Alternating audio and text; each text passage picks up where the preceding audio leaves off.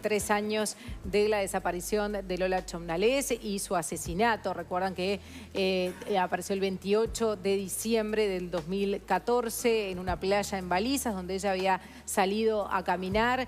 Trabajó en el caso de Lola Chomnales el vidente Marcelo Aquistapache, quien está con nosotros. Buenos días, Marcelo, gracias por acompañarnos. Hola, Marcelo. Feliz año para todos. Igualmente. Igualmente. Bueno, este caso que se sigue investigando, decíamos, había desaparecido, había venido con su madrina, su hijo y el marido de esta. Había dicho que salía a caminar hacia Aguas Dulces, el lugar al que nunca llegó. Denunciaron su desaparición y fue encontrada en la playa, semienterrada. Tú trabajaste desde el principio en este caso. Bueno, en realidad del principio no, porque yo estaba de vacaciones. Cuando a mí me contactan para que colaboren en la búsqueda, yo estaba en el exterior y no tuve posibilidad de acceder a la información, sobre todo el tema de la prenda o algún elemento de ella como para poder trabajar mejor.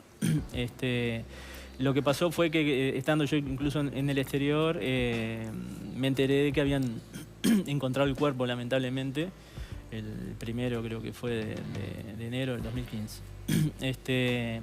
Lo que, digo, aparentemente no se había logrado obtener, digamos, información o prueba suficiente. Sí fue que me pidieron de alguna forma colaboración y yo allí lo que hice fue el 9 de enero, que era un viernes, me alcanzaron información sobre ella, incluso me mandaron en vuelta las caravanas que ella había utilizado, que ella tenía puesta, digamos, en el momento del homicidio, y a través de eso empecé a trabajar y obtener información. O sea que no estuviste en esos primeros días donde había que discernir si ella seguía con vida o no. No, en esos días lamentablemente no pude colaborar. No estabas. Pero, bien, Marcelo, y después ahí empezaste, bueno, a tener algunos detalles que hiciste hasta con dibujos. Sí, de hecho, muchas veces también pasa que cuando tú accedes a información, también esta información te puede contaminar en la visualización. Por eso siempre a veces pretendo o prefiero no saber mucho al respecto, porque la cantidad de información que me viene es como más veraz, porque muchas veces si tú te puede condicionar. Claro, y entiendo que en la visualización que obtuve, digamos, parte de esa información podía estar condicionada con algo que yo ya sabía. Claro. Pero lo que sí me llamó la atención en el tema de la visualización, y a mi criterio era importante, y de hecho se están dando las cosas, era el tema de la mochila.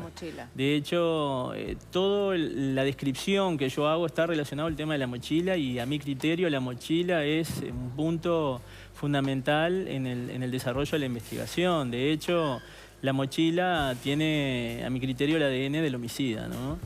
¿Cómo fue alguien que todavía... hay un ADN, pero no se sabe de quién. Porque pasaron una cantidad de detenidos que fueron indagados y que también se le retiró muestra de sangre para comparar el ADN y dieron negativo. Sí, una de las características que a mí me llamó la atención desde el principio fue el convencimiento de que es un caso que se va a resolver posiblemente después de los 3 años.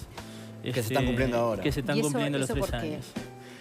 Porque es como información adjunta que me viene. Es como que dentro de la información inicial que yo obtengo, recuerden que yo lo que hago en realidad, a mi criterio, es trabajar con física cuántica. O sea, es obtener información de acontecimientos que van a suceder o noticias que van a suceder. En realidad lo que yo hago es como adelantarme en esa percepción. Marcelo, pero si hay ADN en la mochila, ¿no se identificó todavía? ¿No se vio?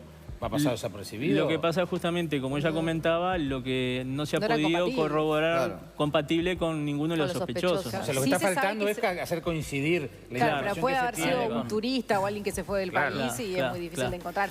Ahora, sí se dio que el ADN es de un hombre. Sí. Eso sí se sabe. Por las características, sí. Lo que es importante y a veces, digamos, no se tiene en consideración es a veces el aporte que uno puede hacer, ¿no? Porque digo, yo esto lo hago desde hace 28 años de forma honoraria, y la gran mayoría de las veces no se sabe del aporte. Muchas veces se sabe cuando termina a veces cerrando un caso, por ejemplo, el caso de Andrés Pereira, ¿se acuerdan? El año pasado que terminó apareciendo el cuerpo, donde yo decía un montón de años antes. Y gran parte, digamos, del aporte que uno hace no se sabe. Lo que sí es prioritario, de mi entender, es el tema de la mochila. O sea, la mochila para mí es el centro de la resolución del tema del crimen. Marcelo, en tus visualizaciones hablabas en un momento de que veías como el agresor visualiza cuando Lola baja a la playa, la persigue hasta ahí, le pide dinero. ¿Tú pensás que fue un robo que se fue de las manos o ya había una intención inicial? Yo creo que posiblemente haya sido, sí, como quizás un robo o un intento de abuso que se fue de las manos, ¿no? O sea que no involucrás al entorno familiar, que fue uno de las primeras líneas de investigación. Bueno, viste que yo en esto no puedo tener una exactitud.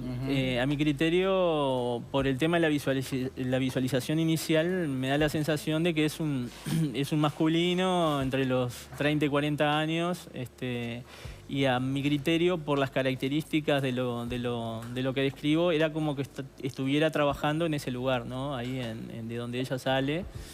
Y hago toda una descripción, incluso... Ahí estamos viendo todo lo que habías hecho en ese momento. Del seguimiento que él le hace, incluso las veces que se va cruzando con gente. Y, por supuesto, aparte que toda esta visualización yo lo hago, digamos, desde acá en Montevideo. No fui al lugar, no trabajé con el entorno geográfico. Lo que sí hice fue, digamos, generar como un convencimiento de que la mochila estaba allí.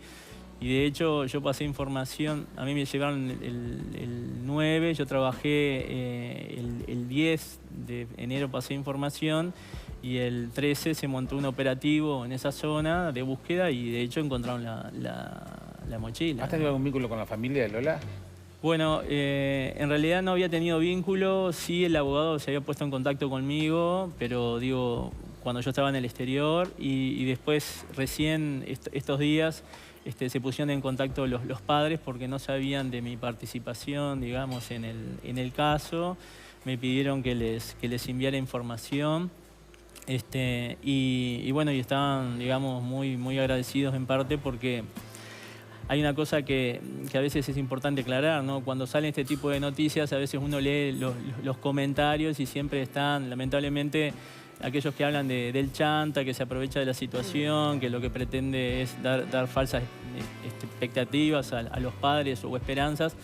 Y en realidad este tipo de cosas lo que sirve es como para poner en un ámbito de exposición una situación, y muchas veces este tipo de difusión sirve para poder terminar de solucionar un caso. ¿Por qué? Porque hay gente que sabe algo, hay gente del entorno que supo o se enteró de alguna situación y no se ha animado a hablar, y muchas veces este tipo de difusión en determinados momentos sirve para que se resuelva. En eso coinciden los padres de Lola, que hay gente del entorno que no ha hablado y también que el caso se va a resolver próximamente. Sí, lógicamente que ellos tienen la esperanza. Yo tengo el convencimiento por las características iniciales de que justamente los 3 años es una fecha límite, digamos, como para que se resuelva. Incluso a mi criterio la resolución va a llamar la atención porque va a tener características especiales, ¿no? ¿Cómo cuáles? Porque en Montevideo Portal dijiste que el responsable está en el entorno de la investigación que se hizo. Sí, a mi criterio sí, pero va a llamar la atención por determinadas características de ese individuo, ¿no? Como que es un individuo que ya ha estado digamos, en los medios o en una difusión de un acontecimiento similar. Bien, bien. O sea que, bueno, sería este año el que se resuelve, el tercer año. Bueno, yo espero que sí, digo. ¿Viste cómo es esto, no? Yo lo que trato de hacer es obtener información. Después a veces me puedo equivocar en alguna interpretación racional del tema. Claro. Pero por el criterio, por el entorno, como se han ido dando las cosas, yo creo que sí, que es un caso que se va a resolver. Tenemos que cerrar, Marcelo, pero me quedé con esto que habías dicho último, porque en un momento lo que habían dicho es que se estaba cotejando la sangre, el ADN de la mochila con presos en Montevideo. ¿Esto se sigue haciendo? Porque dijiste ¿Viste? Algo similar que pasó y hubo casos en estos últimos meses. ¿Se está cotejando el ADN de esos autores? Yo tengo entendido que sí. Tengo entendido que sí. Marcelo Questapache, muchísimas gracias. No, por favor, a ustedes. Gracias por la invitación. Muchas gracias. 56 minutos pasan de